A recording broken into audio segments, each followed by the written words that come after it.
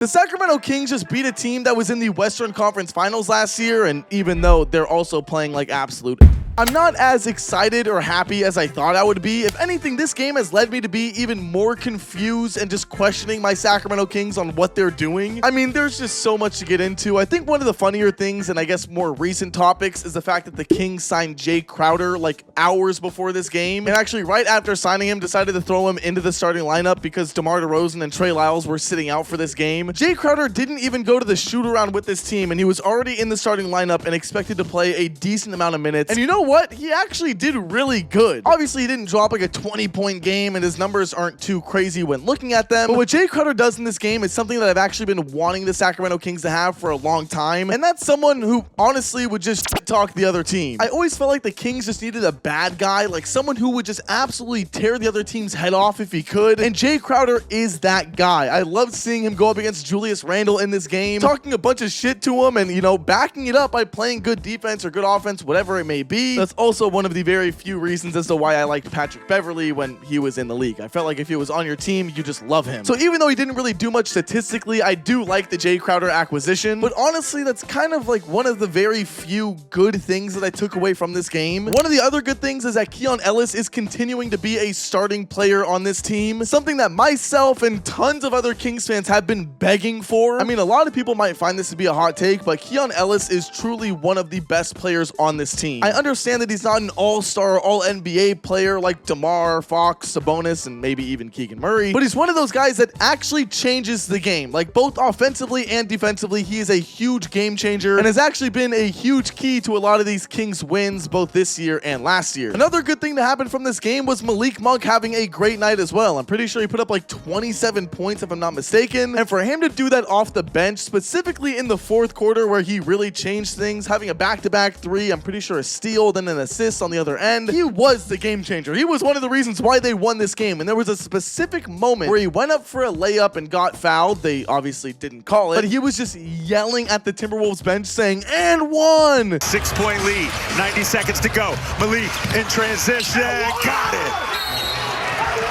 And Chris Finch. Like, as soon as I saw that shit, I got fired up, bro. I'm in my room alone, walking around, like, pumping my fists like I'm on the team. But the whole Malik Monk thing also kind of factors into, like, the downsides of this team. Their bench is just complete dog shit. Obviously, when you had Keon Ellis coming off the bench, it was a little bit better, but I also would rather have him be a starter than Kevin Huerter be a starter. Now that Kevin Huerter is coming off the bench, he's complete ass. And really, the only positive is that Malik Monk is finally healthy. He wasn't healthy for a lot of this season, so now the Kings bench is looking at least a little bit better, but other than that, their depth has been terrible. We all know that the Kings defense is never really going to be good, but the offense that their bench provides has never been good either, and it's just not fun to watch at all. But both the bench and starting lineup has had a very clear problem this season, and that's the fact that they can't shoot threes for the fucking life of them. I mean, I take like actual notes from these games. I just dropped my pen in my trash can, I'm pretty sure. And there was a moment in this game, starting from halftime all the way up to 5 minutes 11 seconds in the fourth quarter, where the Sacramento Kings were shooting 0 for 11 from 3. And this isn't just like a one-time, like, man, what a bad dry streak, surely they'll pick it up next time.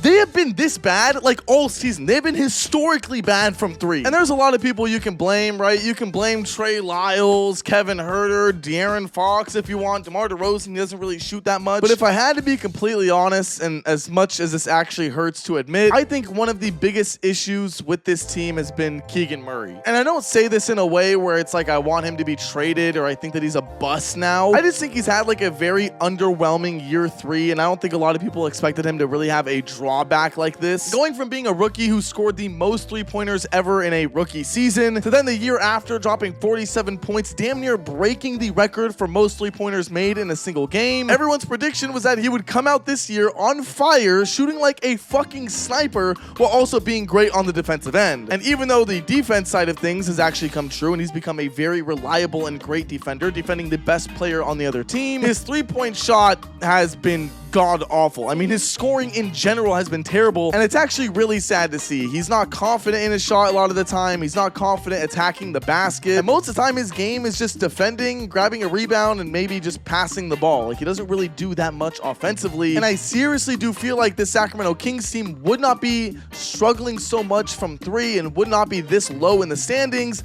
if he actually had that third-year leap that a lot of people were expecting him to have, which was like, you know, an all-star jump. Now, do I think that he can pick things up later on in the season and maybe get his shot back? I hope so. I'm pretty sure he had a little bit of a slump last year, or, you know, his rookie year. So I'm hoping that that's something that he can get adjusted and fixed. But another one of the issues that I've been kind of thinking about is almost like DeMar DeRozan. I sound like such a doomer because I do love DeMar DeRozan. I love having him on our team. I think that he makes our offense better at times. But my big problem is really the way that he's used. A lot of the time in the clutch, I feel like the ball should be in De'Aaron Fox's hands, or, you know, any of those moments where we need a basket. Even though you can rely on DeMar DeRozan to either draw a foul or just get in the mid-range and hit a shot, I feel like De'Aaron Fox has had another jump this season. I mean, we're seeing him drop 60 points and then follow it up with like another 50 points. Something that we never saw from De'Aaron Fox before. So seeing him kind of waste a lot of these moments where it should be him with the ball, it makes me really sad. It makes me upset, and I feel like there are better opportunities and chances, but instead the ball just ends up going to DeMar DeRozan. And it's obvious that he's going to score a shit ton of points when he's the primary scorer for the team. But last year, without DeMar DeRozan, where he was the primary, you know, scorer, he was not dropping 30 points every single night. He was not even touching the 49 points, let alone the 60-point game that he had. So it's clear that there's been a jump. All offseason, he was working on finishing over taller defenders. He's always improving his three-point game. Like, there's been a clear jump from De'Aaron Fox, and I just hope that we don't waste that by giving the ball to DeMar DeRozan every single second. I feel like DeMar DeRozan should be the guy that we get the ball to when De'Aaron Fox is struggling and when he can't hit his shots. Another note in here that I have regarding the whole three-point shot stuff is that Domantas Sabonis has actually been like the best three-point shooter on this team. He might be the only NBA player that I've ever seen work with lethal shooter and actually come back the next season as a better shooter. It's gotten to the point where I'm not even scared when he puts up the three anymore. If anything, I'm just pissed when it bounces out. But no one has been giving him credit for that, so I figured I would just throw that into this video. And actually, speaking about Sabonis, the Kings were leading this game by a decent amount up until Sabonis got his 5th foul, in which then all of the momentum went back to the Timberwolves and they took the lead, whatever. And you know, even when the Kings were up, I wanted to make this video talking about their team and talking about how just weird they are this season. And I wasn't even going to give them credit for beating the Timberwolves because they've also been just like a bad or interesting team that's just trying to figure things out still. So as soon as I saw Sabonis go out with 5 fouls and the Timberwolves start picking their game up and actually winning, you don't even want to know how bad this video would have been if the Timberwolves won this game. Thankfully though, Sabonis was able to come back and actually play, you know, a good game and kind of be a huge reason as to why they won. So yeah, that being said, I really don't even know what to say about the Sacramento Kings team. Part of me isn't even happy or excited that they won this game. They were shooting so bad from 3. I don't know how often you can rely on Malik Monk to have a 27-point game. Keegan Murray has been nowhere basically this entire season, and I feel like DeMar DeRozan is maybe getting too many shots, which I know sounds crazy, but they're losing. They're not winning these games, and I think it's because De'Aaron Fox would just be, you know,